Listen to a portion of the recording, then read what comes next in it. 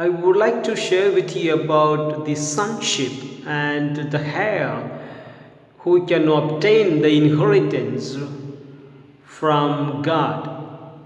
We have to be in a place where to understand what our Father has and who is eligible to attain to receive whatever the Father has.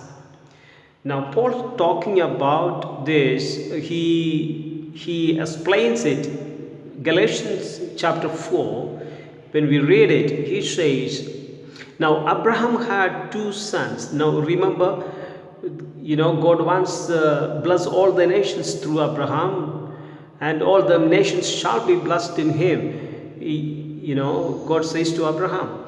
So Paul also explains that Abraham had two sons, and one was through the bondwoman who is Hagar, the other son is through Sarah, who was the free woman.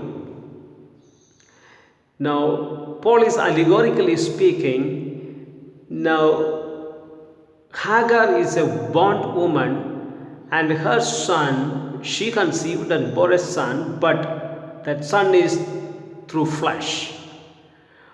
Now, Sarah got conceived and bore a son, but that was a son of a promise. She is a free woman. Now, he is allegorically connecting this to Hagar represents Mount Sinai and Mount Sinai, and that which corresponds to the present Jerusalem as a bondwoman, or Jerusalem keep her children as slaves. Now she is a bondwoman.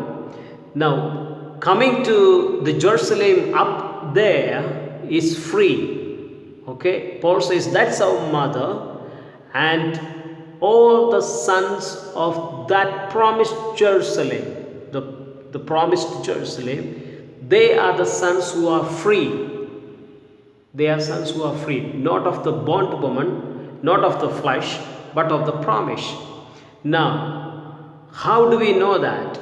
It's only we know by faith and also the Spirit of God in us, because that's our sonship. We need to realize that we have to realize that now we are sons of God. We are not slaves.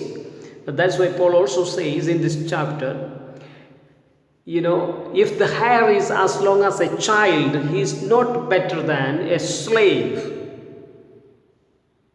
Although he is the owner of everything. But since he is a child, in our understanding about our Father, our heavenly possessions, inheritance, are we in a position of children? Are you a child to understand, perceive what God has? Then we are not better than the slave. Now, if you read in book of Judges chapter 11, we come across a person called Jephthah. Jephthah was a valiant warrior, but he was a son of a harlot. Now, his other half brothers were, when they grew up, what happened? They sent this guy out of the family, and he went and stayed in a place called Tob. Now, there were nations against the Gilead. Now, although he is a Gilead, but he lives in Tob, and these sons who have rejected him, half sons, half brothers, they have rejected him. So he lives far off, although he is a valiant warrior. Now the elders of Gilead, when they requested him to come and be the chief of the army or fight for our nation, if so, we will keep you as the top man or the chief of the civilians, and also will honor you. Now that's an adoption, bringing back to him, back to the place where he was born. Now if we read about Jephthah, Jephthah was a judge of Israel for 6 years. Now, if you know what's the adoption, the word Greek says hetosian. Hetosian means divine adoption of sons.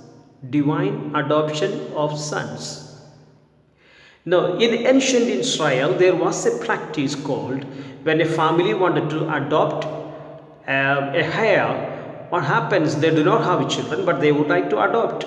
Now, when they adopt as a baby or infant, he grows up and grows up and grows up, and he comes to a level he is able to realize and understand what his father has. They will bring him to a certain place, in a public place, and announce it. Now they will make a covenant. They have to speak out something. Now the mother will say, he is our son, and father also will tell, he is our son. Now this boy has to reply to them, respond to them, to the public, that she is my mother and he is my father. Now in the conclusion, the father will decree and declare before the entire public that this son, he is heir of all my wealth from now on, which he shall declare in the public. Now that's the Old Testament practice, but when it comes to the New Testament, is the word adoption, hetheosion, that means divine adoption as sons. Now Galatians chapter 4 verse 7 says, therefore you are no longer a slave, but a son, and if a son, then heir in God. Now your position in God, if you are a child to understand, then you are wrong. You are still not better than a slave. But if you are a man to understand what he has as a son, come to this level of maturity, what the Father has in store for you. Stand in a position as a son, not as a slave, because you are not born of the flesh, you are born of the promise.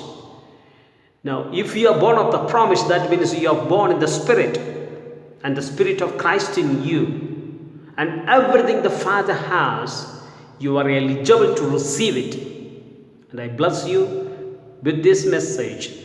Behave as the sons of God, not as a slave of this world. God bless you. Amen.